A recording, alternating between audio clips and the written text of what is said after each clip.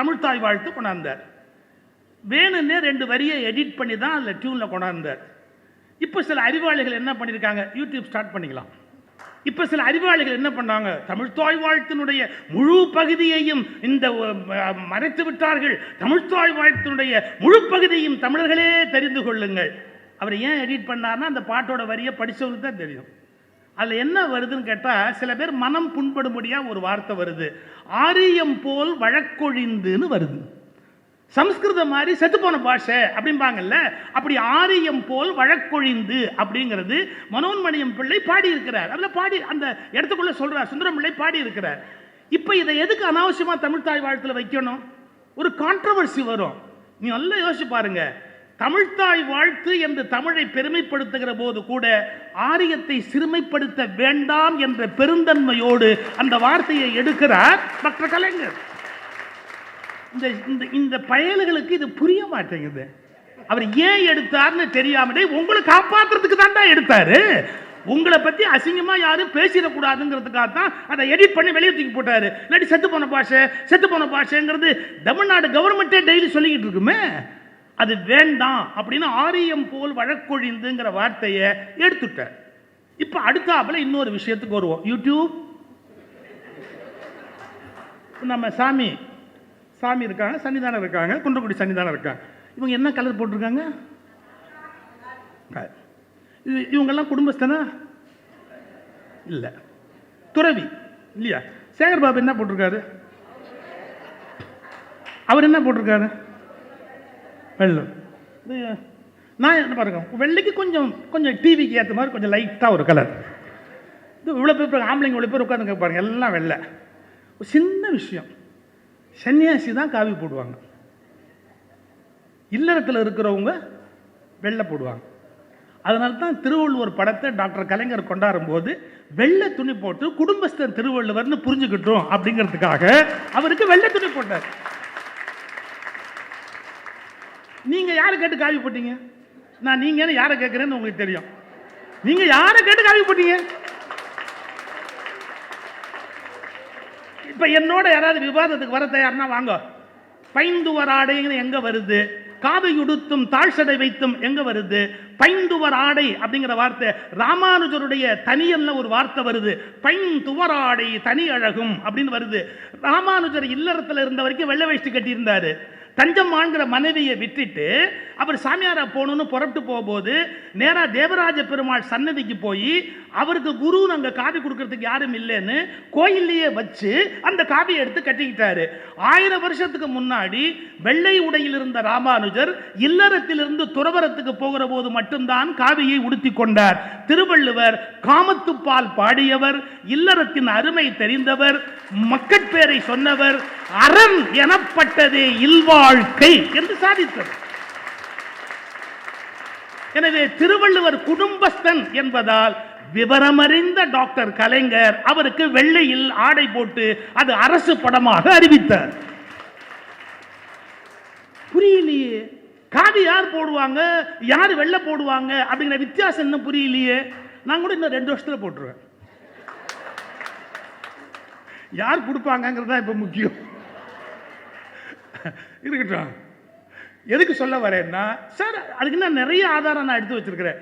அதாவது அந்த துவராடை உடுத்துவது அப்படிங்கிறது சமணர்களுடைய வருகைக்கு பிறகு அந்த துவராடை என்பது துறவை குறிப்பதாக ஆயிற்று. அதுக்கு முன்பு இருந்த முறை வேறு. அப்ப வெள்ளாடையிலிருந்து இந்த கல்லாடைக்கு மாறுவது என்பது துறவரம் பெற்ற பிறகு நடப்பது. திருவள்ளுவருடைய இலக்கியத்தை நீங்கள் நன்கு படித்து பார்த்தால் அரண் எனப்பட்டதே இல்வாழ்க்கை என்று தெரிவிப்பதால் திருவள்ளுவர் இல்லறத்தாராக இருப்பதால் அவருக்கு காவி உடுத்துவது என்பது மரபுக்கு விரோதம். காவியை நான் மதிக்கிறேன், தட் இஸ் டிஃபரண்ட், அது மரியாதைக்குரியது, அது வேற விஷயம். ஆனா திருவள்ளுவருக்கு அது பொருந்தாது அப்படிங்கறத நம்ம புரிஞ்சுக்கணுமா இல்லையா? அந்த நுட்பம் நமக்கு வேணுமா இல்லையா? அடுத்து வருகிறார் வாழ்த்துரைக்க நம்முடைய சொல்வேந்தர் சுகி சிவம் ஐயா அவர்கள். இவர் தமிழாய்ந்த குடும்பத்தின் வித்து, இவருக்குள் நிறைந்திருக்கிறது தமிழ் இலக்கியம் என்னும் சொத்து. சதா சிவம் பற்றியும் நினைப்பார், சதா கலைஞர் பற்றியும் நினைப்பார் நம்முடைய சுகி சிவம் அவர்கள்.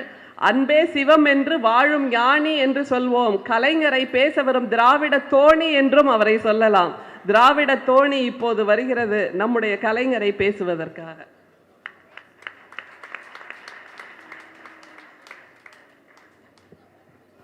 ஏம்மா, எனக்கு இருக்கிற சிக்கல் போதாதாம்மா? புதுசாக ஒரு பட்டம் கொடுத்துருக்குறீங்க. இன்றைய விழாவுக்கு தலைமை வகித்து கொண்டிருக்கிற வணக்கத்திற்குரிய தருமை ஆதீனகர்த்தர் அவருடைய திருவடிகளுக்கும், இந்த மேடையை அலங்கரித்து கொண்டிருக்கிற குன்றக்குடி மயிலம் சிரவை ஆதீனகர்த்தருடைய திருவடிகளுக்கும், எங்களுடைய அன்புக்கும் பாசத்துக்கும் உரிய ரிங் மாஸ்டர் சேகர் பாபு அவர்களுக்கும். பார்த்துருக்கீங்களா, சர்க்கஸில் அப்படி சிங்கத்தை அப்படியும்பார், இப்படி புலியை இப்படியும்பார். இதே வேலை தான் அவர் பண்ணிட்டு இருக்கிறார்.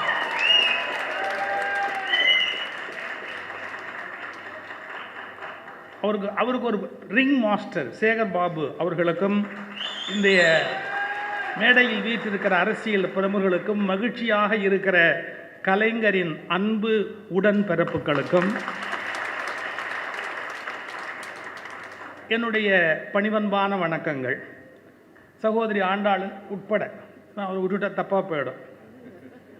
முக்கியமான விஷயம், ஒரே வார்த்தையில் கலைஞருடைய சாதனையை நினைத்து பார்க்கணும் அப்படின்னு சொன்னால், 60 ஆண்டு கால அரசியலை தன்னை சுற்றி சுழல விட்ட ஒற்றை மனிதன்.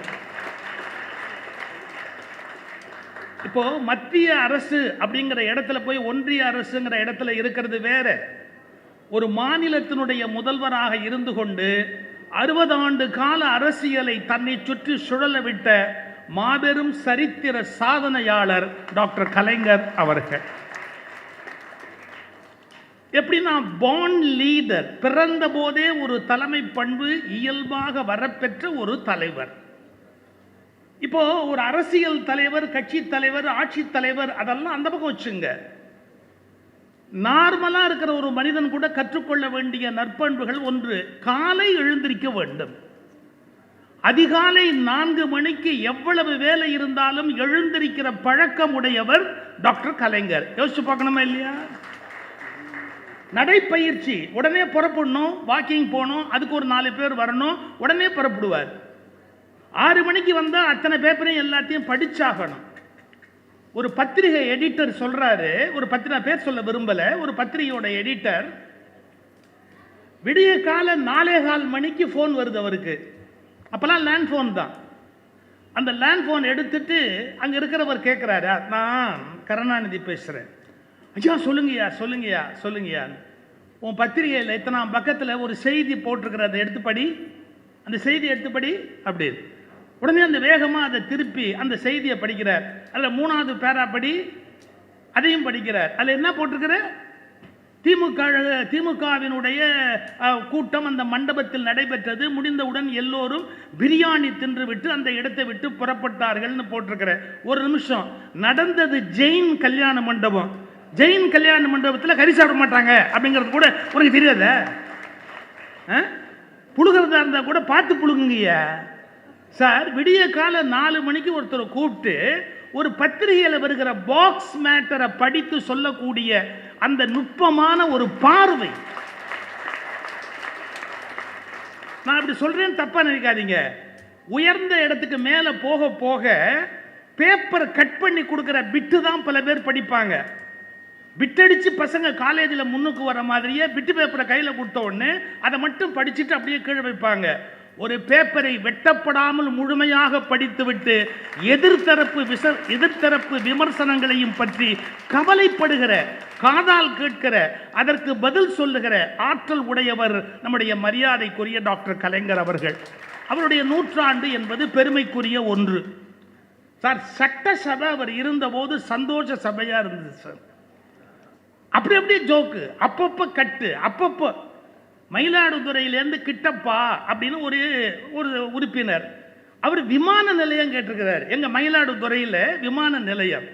நான் எத்தனையோ தடவை கேட்குறேன், ஆனால் அதுக்கான ஏற்பாடு ஒன்றுமே செய்யலை. ஒரே வார்த்தை, கிட்டப்பா, அது கிட்டாதப்பா. இப்போ அந்த சட்டசபையில் ஒரு மாதிரி சோர்வாக எல்லாரும் உட்கார்ந்துருப்பாங்க. அந்த மாதிரி தொடர்ந்து பேசிக்கிட்டே இருந்தால் எப்படி சார் ஏதோ நீங்கள் கேட்குறீங்க, ஆனால் தொடர்ந்து பேசிக்கிட்டே இருந்தால் எப்படி கேட்பாங்க இந்த உலகத்தில்? ஆனால் அந்த இடத்த உடனே அதை கலகலப்பாக மாற்றக்கூடிய ஆற்றல் உடையவர். ரஹ்மான் கான் அவர்கள் எதிர்க்கட்சியில் இருக்கிறார்கள். அப்போது டாக்டர் கலைஞர், ராஜாராம் அவர்கள் சபாநாயகராக இருக்கிறார்கள். ரஹ்மான் கான் ஒரு விஷயத்தை பற்றி பேசிக்கிட்டே இருக்கிறார். ராஜாராம் 2-3 தடவை சொல்லி பார்த்துருக்கார், போது நிறுத்துங்க நிறுத்துங்கன்னு. ரஹ்மான் சார் கான் கேட்கல. ஆண்டவன் தான் ஏன் உன்னை உட்காத்தி வைக்கணும் அப்படின்னு ரொம்ப வேதனையில் சொல்றார்.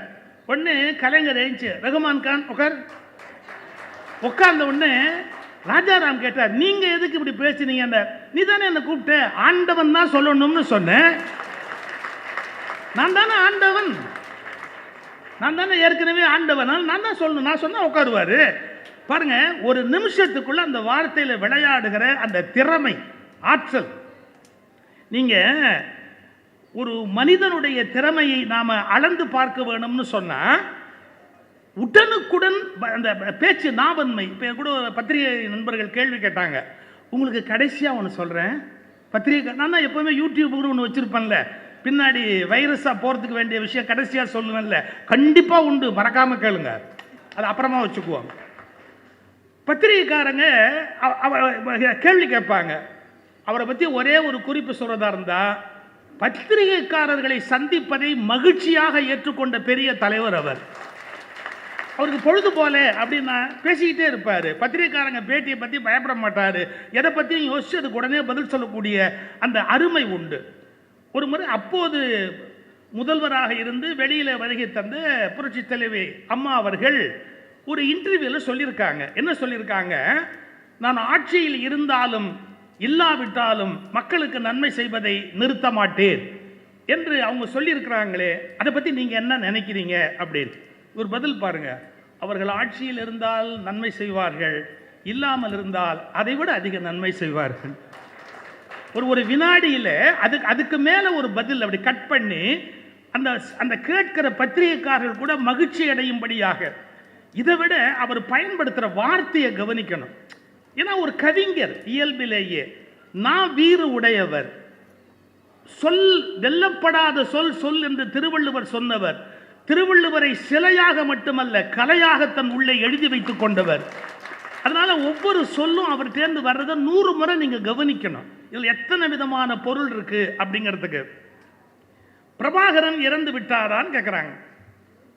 இப்போ இறந்து விட்டார்னு சொன்னாலும் அது பிரச்சனையாக போயிடும், இல்லை அப்படின்னு சொன்னாலும் அது அரசியல் செய்தி ஆகிடும். பத்திரிகைக்காரங்க கேட்குறாங்க, பிரபாகரன் இறந்து விட்டாரா அப்படின்னு. இவர் பதில் பாருங்க, வீரருக்கு சாவே இல்லையா? இப்போ அதுக்கு என்ன பதில், எப்படி நீங்கள் அர்த்தம் பண்ணுவீங்க? வீரனுக்கு சாவே இல்லையா அப்படின்னு கேட்டால், புகழ்பெற்ற வீரன் மரணம் அடைவதே இல்லை என்கிற கவிதையும் வந்துடுது. இவங்க கேள்விக்கு பதில் சொல்ல முடியாது, ஒரு நெருக்கடி இருக்கு அப்படிங்கிற அந்த செய்தியும் அதில் சேர்ந்திருக்கிறது. சட்டசபையில் புரட்சி தலைவர் எம்ஜிஆர் அவர்கள் முதல்வராக இருக்கும்போது ஒரு தடவை சொல்லியிருக்கிறார் ஒரு வார்த்தை, நானும் கலைஞர் கருணாநிதியும் எப்படி வேணாலும் சண்டை போடுவோம், அதெல்லாம் ஒரு பெரிய விஷயம் இல்லை, குடும்பிப்பிடி சண்டை கூட போடுவோம்னு. இவர் ஏஞ்சார், சான்ஸே இல்லை. ஏன் நம்ம 2 பேர் தலையையும் பார்த்தா குடும்பிப்பிடி சண்டைக்கு சான்ஸே இல்லை சார். அந்த சபையில் அந்த நேரத்திலேயே அதுக்காகவே அந்த உடனடியாக தோன்றுகிற ஒரு ஆற்றல். இப்போ பலவிதமான வகை நம்முடைய குன்றக்குடி மகா சன்னிதானம் அவர்கள் வந்த உடனே கேட்டாங்க, நான் கொஞ்சம் நீண்ட நேரம் பேசிட்டணும் அப்படின்னு கேட்டாங்க. அப்படி இல்லை, உங்கள் மடத்துக்கும் அவர்களுக்கும் இடையிலே மிக நீண்ட உறவு இருப்பதால் உங்களால் இதைவிட குறைவாக பேச முடியாது. ஏன்னா எனக்கு மகா சன்னிதானம் அவர்களோடும் தொடர்பு உண்டு, உங்களோடும் பழக்கம் உண்டு. அதனால எவ்வளவு நீண்ட தொடர்பு எங்கள் மகா சன்னிதானம் அவர்களுக்கும் டாக்டர் கலைஞர் அவர்களுக்கும் உண்டு என்பது நான் அறிந்த ஒன்று. நிறைய செய்தி, இருவரும் அவ்வளவு மனம் விட்டு பேசிக்கொள்வார்கள். அது ஒரு பக்கம் அப்படியே இருக்கட்டும். நான் ஒரு தலைமைக்கு ஒரு இலக்கணம் சொல்றேன். ஒரு தலைவன் என்பவன் யார் அப்படின்னு கேட்டா, டிப்ளமசி அப்படிங்கிற ராஜதந்திரம் இருக்கணும். நீங்க உலக வரலாற்றில் பார்க்கிற தலைவர்களுடைய பட்டியல்லாம் பார்த்தீங்கன்னா அவங்க என்ன நினைப்பாங்க, எதிரியை ஜெயிச்சிடுறது வெற்றி அப்படின்னு நினைப்பாங்க, இல்லை மக்களை வெற்றி பெற்று வாக்குகள் வாங்கிட்டா அது வெற்றி அப்படின்னு நினைப்பாங்க. ஆனால் அமைதியாக பொறுமையாக இருந்து எப்பப்போ எப்படி நடந்து ஜெயிக்கணுமோ அப்பப்போ அப்படி நடந்து வெற்றியை அறுவடை செய்யக்கூடிய ஒரு நிதானமான தலைவராக இருந்த பெருமை டாக்டர் கலைஞருக்கு உண்டு. எப்படி? ஒரே ஒரு உதாரணம் சொல்லட்டுமா? சொந்த மகன் சிறையில் இருக்கிறார், சொந்த மகன் சிறையில் இருக்கிறார். அந்த நேரத்தில் எப்படி நடந்து கொள்ள வேண்டும் என்பதில் அவர் தெளிவாக இருக்கிறார். உணர்ச்சி வசப்பட்டு தன்னுடைய பிள்ளை என்பதற்காக பல சமரசங்களுக்கு அவர் தயாராக இல்லை. சொந்த மகன் சிறையில் இருப்பதை விட ஒரு தகப்பனுக்கு சோகம் இருக்க முடியாது. யாரும் தவறாக நினைக்காதீர்கள். இன்னொரு பிரச்சனை வாழ்க்கையில் வருகிறது. சொந்த மகள் சிறையில் இருக்கிறார். அந்த காலகட்டத்தில் கூட நிதானம் தவறாமல் எப்படி கையாண்டு ஒரு பிரச்சனையில் தான் வெற்றி பெற வேண்டும் என்கிற அந்த நிதானம், அது ஒரு தலைவனுக்கு மிக மிக அவசியமான ஒன்று. நாங்கள் லீடர்ஷிப் பற்றி கிளாஸ் எடுப்போம். அதாவது லீடர்ஸ்ங்கிறது எப்படின்னா, பார்ன் லீடர்ஸ், பிறக்கிறவர்கள், உருவாக்கப்படுகிறவர்கள், கிரியேட்டட் லீடர்ஸ் அப்படின்னு சொல்லுவாங்க. திணிக்கப்படுகிற தலைவர்கள் அப்படின்னு மேலேருந்து திணிப்பாங்க, இவங்க தான் தலைவர் அப்படின்னு. இந்த மாதிரி கேட்டகரியில் மேனேஜ்மெண்ட் சயின்ஸில் ஒன்று சொல்வா, என்னன்னா புளிச்ச தயிர் உப்புன மாதிரி சில பேர் மேலே வருவாங்க. அந்த வார்த்தையே பயங்கரமான வார்த்தை. வீட்டில் தோசை மாவு இப்போலாம் அரைக்கிறது இல்லைல்லம்மா, எல்லாம் வாங்குறதோட சரி. வீட்டில் தோசை மாவு அரைச்ச காலத்தில் தோசை மாவு அரைச்சி வச்ச உடனே புசு புசு புசு புசுன்னு உப்பிக்கிட்டு மேலே வரும். ஆனால் அது மேலேயே இருக்குன்னு அர்த்தம் இல்லை. நீங்கள் கரண்டியை உள்ள விட்டு அவரை நினச்சிக்கிட்டு ஒரு கலக்கு கலக்கின உடனே அது பொத்துன்னு அப்படியே கீழே போயிடும். அது மாதிரி சில பேர் சந்தர்ப்பம் சூழ்நிலையால் புளித்த மாவு உப்பியதை போல் மேலே வருவார்கள். தங்கள் தகுதியின்மையால் தாழ்ந்து விடுவார்கள். ஆனால் தகுதி உடைய தலைவர்கள் வந்த இடத்தை தக்க வைத்துக் கொள்வார்கள். எப்படி அந்த இடத்துக்கு மேலே வரணுமோ அப்படி மேலே வந்த இடத்தை எப்படி தக்க வைத்துக் கொள்ள முடியுமோ அப்படி தக்க வைத்துக் கொள்வார்கள். அதுக்கான உதாரணம் சொல்ற பாருங்க. இன்றைக்கு காங்கிரஸ் நண்பர்கள் யாராவது வந்திருந்தா வருத்தப்படக்கூடாது. நீங்க வருத்தப்பட்டாலும் நான் அதுக்கு ஒன்றும் பண்ண முடியாது. ஒரு காலத்தில் இந்த இயக்கத்துக்கு எதிராக இருந்தது காங்கிரஸ் தான். காங்கிரஸுக்கு எதிராகத்தான் இந்த இயக்கம் இந்த தமிழ் மண்ணிலே வளரத் தொடங்கியது. ஆனால் இன்னும் ஒரு உண்மையை இந்த வடநாட்டு மக்கள் தெரிந்து கொள்ளல. எப்போதும் இந்தியா என்ன நினைக்கிறதோ அதற்கு மாறாக நினைக்கக்கூடிய மனோபாவம் தமிழ்நாட்டுக்கு உண்டு என்பதை 70 ஆண்டுகளாக தமிழ்நாடு நிரூபித்துக் கொண்டே இருக்கிறது. இந்த ஒரு சின்ன உண்மையை நாம இன்னும் புரிஞ்சுக்கல. நீங்க என்ன சொல்றீங்களோ அதுக்கு அப்படியே தலையாட்டுவது தமிழனுடைய வேலை அல்ல. தமிழன் வித்தியாசமானவன், சுய சிந்தனை உடையவன். அவன் பகுத்தறிவு பாசறையில் வளர்ந்த காரணத்தினாலே சொல்லுவதை அப்படியே ஏற்றுக்கொள்கிற பழக்கம் தமிழனுக்கு கிடையாது. அதனால அப்போது இந்தியா முழுக்க இந்திரா காந்தி அம்மையாருடைய ஆளுமையில் இருக்கு. அவங்களை கண்டா அப்படி டெரர், எல்லாருமே பயப்படுகிறார்கள். மன்னிச்சுக்கங்க, வரலாற்று ஆசிரியர்கள் என்ன சொல்லுகிறார்கள்னா, பின்னால் வருகிற தலைவர்கள் வரலாற்றை ஊன்றி படிக்கணும். நம்முடைய பெருமதிப்பிற்குரிய இந்திரா அம்மையார் அவர்கள் மத்தியில் உச்சிக்கு வருகிற போது ஒரு பெரிய தவறான ஒரு காரியம் செய்தார்கள். என்ன செய்தார்கள் தெரியுமா? ஒவ்வொரு மாநில தலைவர்களையும் செல்லா காசாக ஆக்கினார்கள். தமிழ்நாட்டில் பெருந்தலைவர் காமராஜர், மைசூரில் நிஜலிங்கப்பா, அதுபோல் வெஸ்ட் பெங்காலில் அப்போது வேற ஒருவர் இருந்தார், ரே என்ற பெயரில் முடிவுக்கு வரும். இப்படி ஒவ்வொரு மாநிலத்திலும் ஜெயண்ட்ஸ், ஒவ்வொரு மாநிலத்திலும் இருக்கிற எல்லா ஜெயண்ட்ஸ் அவர்கள் அத்தனை பேரையும் தட்டி எறிந்து விட்டு ஓரளவு இந்தியா முழுவதும் ஒரே தலைவர் என்ற சித்தாந்தத்தை திருமதி இந்திரா அம்மையார் அவர்கள் கொண்டு வந்தார். இந்திரா அம்மையார் தனிப்பட்ட முறையில் மிகப்பெரிய தலைவர், அன்கொஸ்டினபிள் லீடர், அதில் எந்த டவுட்டுமே கிடையாது. அவரை பற்றி ஒரு இங்கிலீஷ் பத்திரிகை எழுதியிருந்தான், அவர் மந்திரி சபையில் இருந்த ஒரே ஆண் அவர் மட்டுமே. அவ்வளவு போல்டு லீடர், நான் மறுக்கல. ஆனா என்ன பண்ணிட்டாங்க தெரியுங்களா? எல்லா மாநில தலைவர்களையும் அப்படியே க்ளோஸ் பண்ணிட்டாங்க பாருங்க. அதனுடைய விளைவு இன்றைக்கு நடக்க முடியாது. எப்படி பூரான் தன் பல கால்களை இழந்து விட்டால் நடக்க முடியாதோ அப்படிப்பட்ட சூழலில் அவர்கள் தள்ளப்பட்டார்கள். நீங்க நல்லா யோசிச்சு பாருங்க.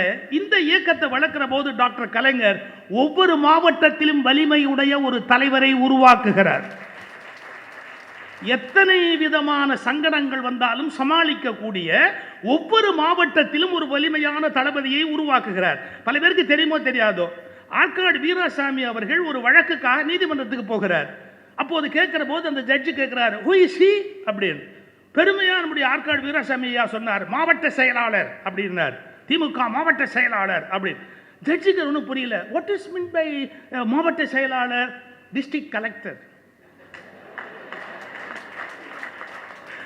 அவருடைய ரிப்ளை பாருங்க. ஒரு மாவட்டத்துக்கு எப்படி ஒரு ஆட்சித்தலைவர் இருப்பாரோ அது மாதிரி டிஸ்ட்ரிக்ட் கலெக்டர் ரேங்க் மாதிரி மாவட்ட செயலாளர் அப்படின்னார். புரிஞ்சுக்கணும், பல சந்தர்ப்பத்தில் கலைஞரோடு அவர்கள் முரண்படுவார்கள், சண்டையிடுவார்கள், வாதிடுவார்கள்.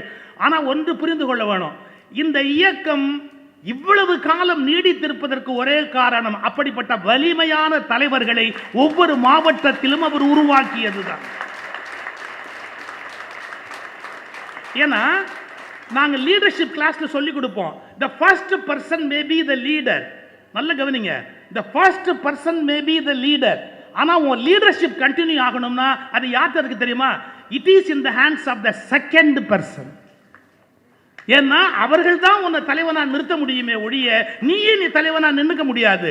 சோ தன்னை அடுத்து இருக்கிற எல்லார பற்றிய விழிப்புணர்வும் ஒரு தலைவனுக்கு இருக்கணும். 100க்கு 100 அந்த விழிப்புணர்வு தன்னுடைய எல்லா மாவட்ட செயலாளர்கள் மீதும் வைத்திருந்த பெருமை நம்முடைய பெருமதிப்பிற்குரிய டாக்டர் கலைஞர் அவர்களுக்கு உண்டு. அப்படி பல சமயத்தில் தன்னுடைய கருத்துக்கு முரணா அவங்க பேசுவாங்க, கண்டுக்க மாட்டாரு. தன்னுடைய கருத்துக்கு முரணா அவங்க பேசினா கூட பேசட்டும் அப்படிம்பார். ஏன்? ஒரு இயக்கம் நீண்ட காலம் வளரணும். இப்போ நான் ஒரு கம்பேரிசனுக்காக சொல்றேன், தப்பா நினைக்காதீங்க. எமர்ஜென்சி போது ஒடுக்கப்பட்டது 2 இயக்கம். எமர்ஜென்சி போது ஒடுக்கப்பட்டது 2 இயக்கம். ஒன்று இந்து இயக்கங்கள் வடநாட்டில் ஒடுக்கப்பட்டது, அதுதான் இன்னைக்கு மத்தியில் ஆட்சிக்கு போய் உட்கார்ந்தது. தமிழ்நாட்டில் இந்த இயக்கம் ஒடுக்கப்பட்டது, இங்க வந்து ஆட்சியில் உட்கார்ந்துச்சு. ஒடுக்கப்பட்டவர்கள் தான் பலமுடையவர்களாக எழுந்து வருவார்கள் என்பதை வரலாறு நிரூபித்துக் கொண்டே இருக்கும். ஒடுக்கப்படுகிற போது யார் தலைவனாக இருக்கிறானோ அது ரொம்ப முக்கியம். நாங்க எத்தனையோ பேர் இருந்தாலும் சமய உலகத்தில் ஞானசம்பந்தரை ஏன் கொண்டாடுறோம்? குரு, அவருக்கு மேல ஒருவர், அவருக்கு மேல யாருமே இல்லையா? அவர் திருநீர் கொடுத்து திருநீற்று பதிகம்னு பாடுறாரு.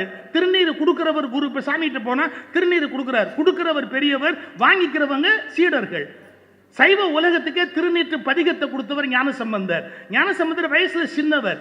ஆனா ஏன் ஞானசம்பந்தருக்கு அவ்வளவு பெரிய மரியாதை அப்படின்னா, இந்த சைவ சமயத்துக்கு ஒரு சிக்கல் இருந்த காலத்துல தலைமை ஏற்றுக்கொண்டு போராடிய பெருமை ஞானசம்பந்தருக்கு உண்டு. That is called leadership quality. சிக்கல் வருகிற போது முன் நின்று அதை சமாளிக்கிறவன் தான் பெரிய தலைவனாக இருக்க முடியும். அதை ஏற்றுக்கொண்டவர். இப்ப நான் நான் சொன்ன தியரியை முடிச்சிடுறேன். எந்த மிக மரியாதைக்குரிய இந்திரா காந்தி அம்மையாரால அவர்கள் ஆட்சி டிஸ்மிஸ் செய்யப்பட்டதோ அவர்களோடு கூட்டணி வைத்துக் கொள்ள வேண்டிய கட்டாயம் அதே இந்திரா காந்தி அவர்களுக்கு ஏற்படும்படியாக செய்தாரே, அதுதான் டிப்ளமசியினுடைய உச்சகட்டம். யார் நம்மை பழிக்கிறார்களோ அவர்கள் நம்மோடு இணைந்து வர வேண்டும் என்ற கட்டாயத்தை ஏற்படுத்துகிறாரே, அவர்தான் ஒரு மிகச்சிறந்த வலிமை வாய்ந்த தலைவராக இருக்க முடியும். அதை அவர்கள் செய்து காட்டினார். இப்போ ஒரு பத்திரிகை நிருபர் அவரை கேட்கிறார், ஒரு தேர்தலில் நீங்க தோத்து போயிடுவீங்க அப்படின்னு ஒரு பத்திரிகையில் போட்டிருக்காங்க அப்படின்னு அவர்கிட்ட கேட்டாங்க. எந்த பத்திரிகையிலையா போட்டிருக்கான் அப்படின்னார். இந்தியா டுடேல. நான் இந்தியா டுமாரோயா? நான் இந்தியா டுமாரோயா? அதுக்கு இங்கிலீஷுக்கு உடனே அப்பவே பதில். கண்ணதாசன் சிங்கப்பூர் போறாரு. கண்ணதாசன் சிங்கப்பூர் போறவர்கிட்ட இவர்கிட்ட கேட்கிறாரு, நான் சிங்கப்பூர் போறேன், என்ன வாங்கிட்டு வரணும்? நல்ல பேர் வாங்கிட்டு வா. நீ போய் ஏதாவது சிக்கல்ல மாட்டிக்காத, சிங்கப்பூர் போயிட்டு நல்ல பேர் வாங்கிட்டு வாயா, அதுவே பெரிய விஷயம். ஒவ்வொரு விஷயத்திலையும் சட்டமன்றத்தில் ஒரு முறை தாப்பாண்டியன் விமர்சிக்கிறார். ஏன்னா எதிரான கருத்து உண்டு இல்லையா? அப்போ கலைஞருடைய ஆட்சியை விமர்சிக்கிறார் தாப்பாண்டியன். அவர் முடிச்ச உடனே சொன்னாரு, இதுவரை பேசியது தாப்பாண்டியனா ஜான் பாண்டியனா? இப்ப எதிரில் இருக்கிற கோபத்தை அப்படியே ஆற்றி அதை மாற்றி அமைக்கக்கூடிய ஆற்றல் இருக்கு. அதை நம்ம புரிஞ்சுக்கணும். கடைசியா அவருடைய நிரந்தரமான அந்த நீண்ட அறிவு கூர்மைக்கு 2 விஷயம் சொல்லிட்டு நான் முடிச்சிடுறேன். தமிழ்த்தாய் வாழ்த்துன்னு ஒன்று இன்ட்ரடியூஸ் பண்றார் தமிழ்நாட்டில். அதுக்கு முன்பு வரையில ஜனாதிபதி வந்தாலும் கவர்னர் வந்தாலும் தேசிய கீதம் முன்னாடியும் போடுவாங்க பின்னாடியும் போடுவாங்க. அவருக்குன்னு ஒரு யோசனை, தமிழ்த்தாய் வாழ்த்து அப்படின்னு ஒன்று இன்ட்ரடியூஸ் பண்றார், தமிழ்நாட்டில் இருக்கணும், அறிமுகப்படுத்துறார். இப்ப தமிழ் தாய்க்கு முக்கியத்துவம் வந்துருச்சு. எல்லா மாநிலங்களும் அதுக்கப்புறம் அதை ஃபாலோ பண்ண ஆரம்பிச்சாங்க. இந்தியாவில் இருக்கிற பல மாநிலங்களுக்கு முன்மாதிரியான வழிகாட்டிய முன் ஏர் டாக்டர் கலைஞர் தான். ஒரு மாநில முதல்வருக்கு எவ்வளவு அதிகாரம் இருக்கு, எவ்வளவு அந்தஸ்து இருக்கு அப்படிங்கறத நிலைநாட்டிய பெருமை அவருக்கு தான். அதுதான் பிறகு எல்லாருமே ஃபாலோ பண்ண ஆரம்பிச்சாங்க. தமிழ்த்தாய் வாழ்த்து கொண்டாந்தார். வேணும்னே 2 வரியை எடிட் பண்ணி தான் அதுல டியூன்ல கொண்டாந்தார். இப்போ சில அறிவாளிகள் என்ன பண்ணிருக்காங்க, யூடியூப் ஸ்டார்ட் பண்ணிக்கலாம். இப்ப சில அறிவாளிகள் என்ன பண்ணாங்க, தமிழ்த்தாய் வாழ்த்தினுடைய முழு பகுதியையும் இந்த மறைத்து விட்டார்கள். தமிழ்த்தாய் வாழ்த்தினுடைய முழு பகுதியையும் தமிழர்களே தெரிந்து கொள்ளுங்கள். அவர் ஏன் எடிட் பண்ணார்னா அந்த பாட்டோட வரியை படிச்சவங்களுக்கு தான் தெரியும். அதில் என்ன வருதுன்னு கேட்டால் சில பேர் மனம் புண்படும்படியாக ஒரு வார்த்தை வருது, ஆரியம் போல் வழக்கொழிந்துன்னு வருது.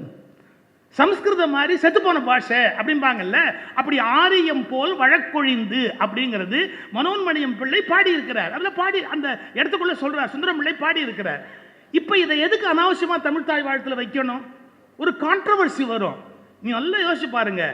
தமிழ்த்தாய் வாழ்த்து என்று தமிழை பெருமைப்படுத்துகிற போது கூட ஆரியத்தை சிறுமைப்படுத்த வேண்டாம் என்ற பெருந்தன்மையோடு அந்த வார்த்தையை எடுக்கிறார் டாக்டர் கலைஞர். இந்த பயல்களுக்கு இது புரிய மாட்டேங்குது. அவர் ஏன் எடுத்தார்னு தெரியாமலே உங்களை காப்பாற்றுறதுக்கு தான்டா எடுத்தாரு. உங்களை பத்தி அசிங்கமா யாரும் பேசிடக்கூடாதுங்கிறதுக்காக தான் அதை எடிட் பண்ணி வெளியே தூக்கி போட்டாரு. இல்லாட்டி செத்து போன பாஷைங்கிறது தமிழ்நாடு கவர்மெண்ட்டே டெய்லி சொல்லிக்கிட்டு இருக்குமே. அது வேண்டாம் அப்படின்னு ஆரியம் போல் வழக்கொழிந்துங்கிற வார்த்தையை எடுத்துட்டார். இப்ப அடுத்தாப்புல இன்னொரு விஷயத்துக்கு வருவோம். யூடியூப் நம்ம சாமி இருக்காங்க, சன்னிதானம் இருக்காங்க, குன்றக்குடி சன்னிதானம் இருக்காங்க. இவங்க என்ன கலர் போட்டிருக்காங்க? இவங்கெல்லாம் குடும்பஸ்தனா இல்லை, துறவி இல்லையா? சேகர் பாபு என்ன போட்டிருக்காரு? அவர் என்ன போட்டிருக்காரு? வெள்ளம். நான் என்ன பாருங்க, வெள்ளைக்கு கொஞ்சம் கொஞ்சம் டிவிக்கு ஏற்ற மாதிரி கொஞ்சம் லைட்டாக ஒரு கலர். இது இவ்வளோ பேர் ஆம்பளைங்க இவ்வளோ பேர் உட்காந்துங்க பாருங்க, எல்லாம் வெள்ளை. ஒரு சின்ன விஷயம், சன்னியாசி தான் காவி போடுவாங்க, இல்லறத்தில் இருக்கிறவங்க வெள்ளை போடுவாங்க. அதனால தான் திருவள்ளுவர் படத்தை டாக்டர் கலைஞர் கொண்டாடும் போது வெள்ளை துணி போட்டு குடும்பஸ்தன் திருவள்ளுவர்னு புரிஞ்சுக்கிட்டோம் அப்படிங்கிறதுக்காக அவருக்கு வெள்ளை துணி போட்டார். நீங்க யாரை கேட்டு காவி போட்டீங்க? நான் நீங்க யாரை கேட்கிறேன்னு உங்களுக்கு தெரியும். நீங்க யாரை கேட்டு காவி போட்டீங்க? இப்ப என்னோட யாராவது விவாதத்துக்கு வர தயார்னா வாங்க. பைந்துவர் ஆடைன்னு எங்க வருது? காவியுடுத்தும் தாழ்சடை வைத்தும் எங்க வருது?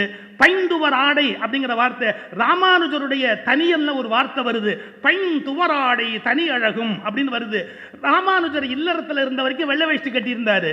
தஞ்சம்மான்கிற மனைவியை விட்டுட்டு அவர் சாமியாரா போகணும்னு புறப்பட்டு போகும்போது நேராக தேவராஜ பெருமாள் சன்னதிக்கு போய் அவருக்கு குரு அங்கே காவி கொடுக்கறதுக்கு யாரும் இல்லைன்னு கோயில்லையே வச்சு அந்த காவியை எடுத்து கட்டிக்கிட்டாரு. 1000 வருஷத்துக்கு முன்னாடி வெள்ளை உடையில் இருந்த ராமானுஜர் இல்லறத்திலிருந்து துறவரத்துக்கு போகிற போது மட்டும்தான் காவியை உடுத்தி கொண்டார். திருவள்ளுவர் காமத்துப்பால் பாடியவர், இல்லறத்தின் அருமை தெரிந்தவர், மக்கட்பேரை சொன்னவர், அரண் எனப்பட்டதே இல்வாழ்க்கை என்று சாதித்தார். எனவே திருவள்ளுவர் குடும்பஸ்தன் என்பதால் விவரமறிந்த டாக்டர் கலைஞர் அவருக்கு வெள்ளையில் ஆடை போட்டு அது அரசு படமாக அறிவித்தார். புரியலையே, காவி யார் போடுவாங்க, யார் வெள்ளை போடுவாங்க அப்படிங்கிற வித்தியாசம் இன்னும் புரியலையே. நான் கூட இன்னும் 2 வருஷத்துல போட்டுருவேன். யார் கொடுப்பாங்கிறதா இப்ப முக்கியம். இருக்கட்டும்.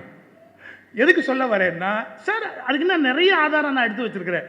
அதாவது அந்த துவராடை உடுத்துவது அப்படிங்கிறது சமணர்களுடைய வருகைக்கு பிறகு அந்த துவராடை என்பது துறவை குறிப்பதாக ஆயிற்று. அதுக்கு முன்பு இருந்த முறை வேறு. அப்ப வெள்ளாடையிலிருந்து இந்த கல்லாடைக்கு மாறுவது என்பது துறவரம் பெற்ற பிறகு நடப்பது. திருவள்ளுவருடைய இலக்கியத்தை நீங்கள் நன்கு படித்து பார்த்தால் அரண் எனப்பட்டதே இல்வாழ்க்கை என்று தெரிவிப்பதால் திருவள்ளுவர் இல்லறத்தாராக இருப்பதால் அவருக்கு காவி உடுத்துவது என்பது மரபுக்கு விரோதம். காவியை நான் மதிக்கிறேன், தட் இஸ் டிஃபரண்ட். அது மரியாதைக்குரியது, அது வேற விஷயம். ஆனா திருவள்ளுவருக்கு அது பொருந்தாது அப்படிங்கறத நம்ம புரிஞ்சுக்கணுமா இல்லையா? அந்த நுட்பம் நமக்கு வேணுமா இல்லையா? போதுமா யூடியூபுக்கு? நான் நிறைவாக சொல்லுகிறேன், ஒரு மனிதன் எளிய குடும்பத்தில் பிறந்தவர். அவர் பிறந்த வீடு பாருங்க, காட்டுறாங்க. சாமி கூட சொன்னாங்க, தர்ம மடத்திலேருந்து கொடுத்தது அந்த வீடு, அவங்க இருக்கிறதுக்கு வாடகைக்கு கொடுத்த எளிய வீடு. அந்த இத்தனோண்டு ஒரு ஓட்டு வீட்டில் பிறந்தவர் தமிழ்நாட்டு மக்கள் ஓட்டுக்களை பெற்று ஓட்ட வேண்டியவர்களை ஓட்டி ஓட்டவே முடியாதபடி வரலாற்றில் இடம் பிடித்து உட்கார்ந்து நூற்றாண்டு கண்ட அந்த பெரிய இந்த தமிழர்கள் தலை நிமிர்ந்து நிற்பதற்கு காரணமான ஒரு நம்பிக்கை நட்சத்திரமாக என்றைக்கும் விளங்குகிற டாக்டர் கலைஞர் அவருடைய புகழ் வாழ்க என்று வாழ்த்தி விடைபெறுகிறேன்.